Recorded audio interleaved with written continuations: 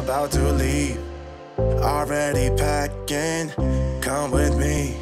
I'm not really. Hello friends and enemies, welcome back to Happy For Now. It's me, Isabel, here in a different location. This is probably a little weird, but I'm in my guest room for reasons. Anyways, hi. I wanted to start filming this video because I'm really excited about it, and I'm still gonna go ahead and caveat this that I've not read all of them yet, but I will be coming back with a part 2 because there are so many more than I expected. But this is a video where I'm going to talk to you about all of the submissions / accepted books into the Violet Gaze Press canceled monster anthology. I will link to that Romancelandia for you down below if you are curious. But I've read, well, I'll tell you how many I've read. So I've read 7 total, and I have a list of 17 titles, give or take. There are some so how did I get these? First of all, the Boobies and Doobies podcast, I think that's what they're called, did a list, and I pulled a bunch of those from there. I also tweeted out and requested any of the authors who wanted to be featured, make sure they send me a link to their work and let me know when it's going to be out. There are 4 titles that have not come out yet. I'm going to tell you about those real quick right now. I don't know a lot about them because I don't like to know things about books going in, but I'll let you know the title and when they're coming out. So we have Scales Like Stars, which is out December 15th. And then we have, oh no, one of these already came out. Oops, it's fine. All Yours, which comes out December 28th. We also have Into the Horizon, which came out November 24th. And then Exodus, which comes out sometime this winter. I do have an arc of Exodus that I need to read, and I will be doing that, so obviously that'll come sooner than later. But the ones I read, or that are out and I haven't read yet, are Romancing the Stone, Fear, Sing Me to Sleep, Bees and Honey, Whispers in the Woods, On the Water, and Strange Visits. Now I have started 2 of these, I will caveat that as well. I started Strange Visits already, and I'm liking it so far. I'm very curious to see where it's going. And I did start Singing Me to Sleep and very quickly realized I couldn't read it at night, which is when I was doing most of my reading in the last week. So that has been a slow build to read because I'm a scaredy cat. But let's jump right into all the ones I have read so far since this whole debacle went down. And I'm really excited about it. Correction, there is one more book I read that I forgot about, so that puts us at, I think, 8.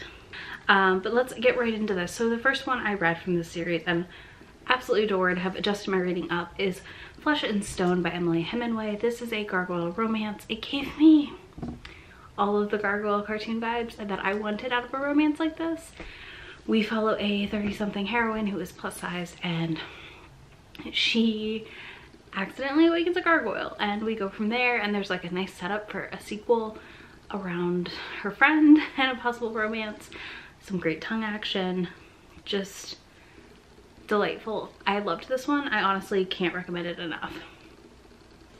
Next we have No Getting Over You by Marie Lipscomb, or ML Eliza is her pen name for these books. And this I gave 4 stars to, and I quite enjoyed for the most part. This also had a unique penis situation. He had like a sucker on top, which I've talked about before. And I did enjoy it. I will say that honestly, this one, just the ending for me didn't work, which is why it's a 4 star, not a 5. So just know that going in, the ending didn't work for me. But this follows a woman who is hiking on the Appalachian Trail. She falls in a hole, and lo and behold, he finds her, and she ends up, you know, they end up falling in love, and we have a visitor. But yeah, I enjoyed it for the most part. It just wasn't 100% my thing. Then we have Fear and Other Love Languages by Vita Weiss, who I absolutely adore. She is a delight on Twitter, and she is a delight to read. I've liked everything I read by her. This was also a 4 star.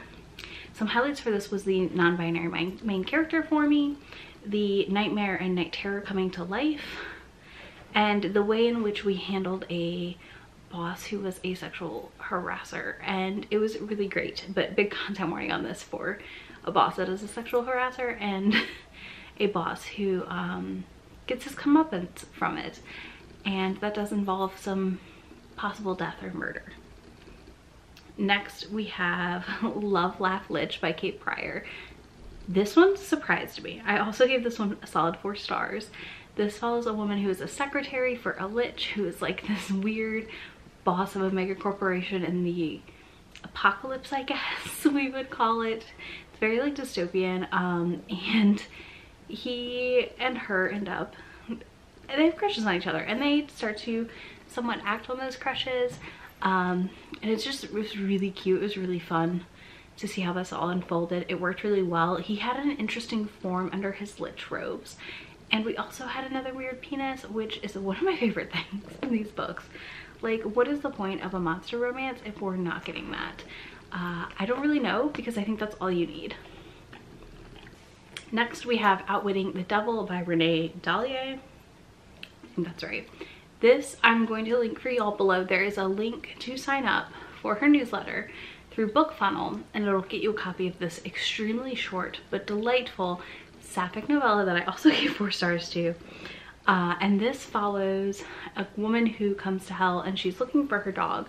She made a bargain with the devil when the dog died, and the devil appears as another woman, and it's kind of their like romantic build. I would love a full length about these two. I think that this book was so good. I wish y'all could see Peas right now. She's like peak lounging against me and like very cuddly and painful on my leg. So any wincing isn't the books, it's the cat. Okay, let's stop. This is also like one of those books that takes 10 minutes to read. It's very short, but it's definitely worth signing up for a newsletter to get. Then we have Yuri and the Yeti. Who is this by? This is by Daphne Green. I read this during my birthday week, and it was the cutest little warm hug of a book. I gave it 5 stars. It very well may be a 6 star. It may be on my favorites of the year list. This is a, I guess, Men Loving Men. The Yeti, I think, is a man. It seemed like to me, in some capacity. Not that it doesn't really matter. But this follows Yuri, who is recovering from a terrible breakup and is very devastated by it, and goes off to hike the Himalayan mountains, and he hurts himself and collapses, and our Yeti finds him and carries him back to his cave and helps take care of him. And Yuri makes a lot of assumptions around the Yeti's intelligence and ability to communicate, and then like a lot of those assumptions are blown away, and it just was so cute. And there was like a lot of like holding and hugs in this, and I just loved it. Like, I want more of that in my books. I really liked how the like physical emotions, like touch stuff, was communicated in this, and it just felt so warm and cuddly. Okay, next we have Mirror Monster on My Wall by Tam McNevin. They are a Black author writing about a girl with named Alice who has like disabilities to some capacity in this book, and great rep on that front, as well as various abled partners for her. I really loved that aspect of this book, to be honest with you, and it is kind of it is a reverse harem with like one style of monster. They kind of are like, I don't know what they look like, honestly. I'm not always good at picturing the monsters in my head, if that makes sense, if they're non-traditional, but they sounded really interesting in my opinion. Personally enjoyed this a good bit and would love to read more by this author, but this one for me was a 4 star. I again especially loved the fact that we had like one monster who was deaf, and we had just various identities in there. There was non-binary rep. We had the Z pronouns and stuff, and that was really cool. I haven't read that in a book yet. This had really lyrical writing as well, which I think isn't something we always see in our monster romances, which is not a bad thing. It just was different, and I enjoyed that part of it. This follows Alice, who when she goes to sleep, the monsters come to see her, and they've been coming to her since she was a child, but didn't do anything inappropriate, obviously. And then when she was like older, they started doing things together in her sleep, and they all like take turns, and it's really hot. This has a lot of sex scenes in it, and it was a really enjoyable read. The stepmother is like evil and trying to ship her off into marriage with this terrible guy, this like duke, and because of that she needs help, and the monsters end up becoming corporeal enough to help her escape.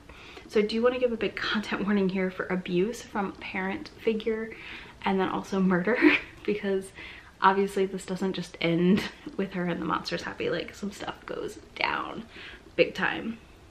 And then the last one I've read recently was Bound in Stone by Stephanie Simpson. This is a gargoyle demon romance. This follows a woman who's also older. I think she's in her 40s or 30s.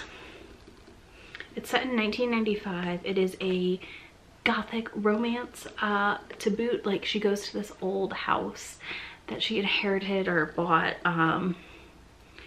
It's an ancient abbey. Yeah, it is her ancestral home.